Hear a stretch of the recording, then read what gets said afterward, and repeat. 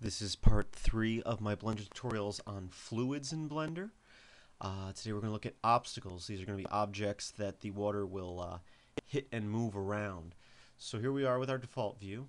I'm going to split this view.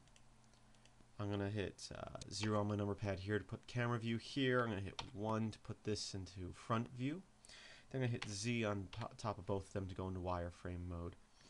I'm now going to scale up my default cube here, and I am going to add another cube, and this cube is going to be my obstacle that the water or fluid is going to flow around.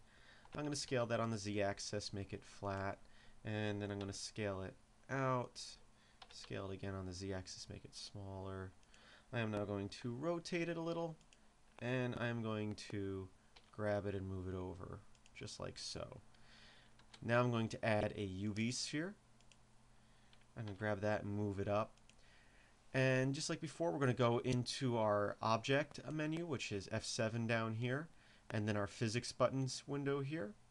We're going to go fluids. I'm going to make the sphere our inflow, and I'm going to just do Z, and I'm going to have it go straight down. So the fluid is going to come straight down out of that sphere there.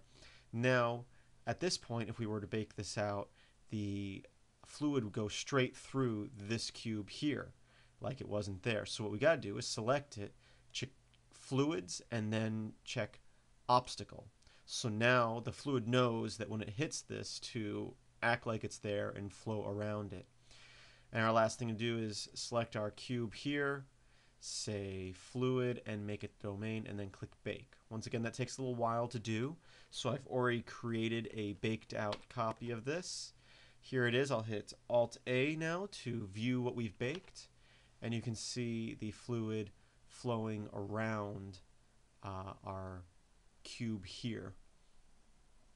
So once again, just like in previous tutorials, we can stop it and go to a certain frame halfway so it looks decent. We'll hit F12 to see what we've got going on. We've got our fluid flowing around that cube. Once again, we can choose set smooth, and we can remove this sphere that we don't need anymore. We'll hit F12. Once again, you'll see the shape of that sphere there because that's where the fluid is flowing out of.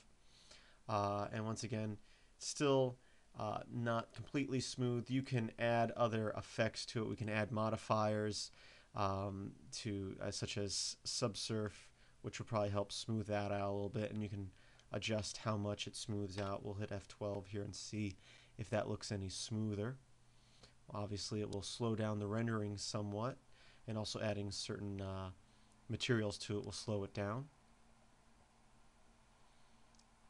Still not the smoothest looking object fluid in the world, but you can play with those numbers, the subsurf, and make it smoother and smoother, just depending on how much you want to add to render time to make it look better. It's all up to you. So that's how you do obstacles with fluids in Blender. I hope you enjoyed this tutorial, and visit filmsbychris.com for more video tutorials like this. Have a great day.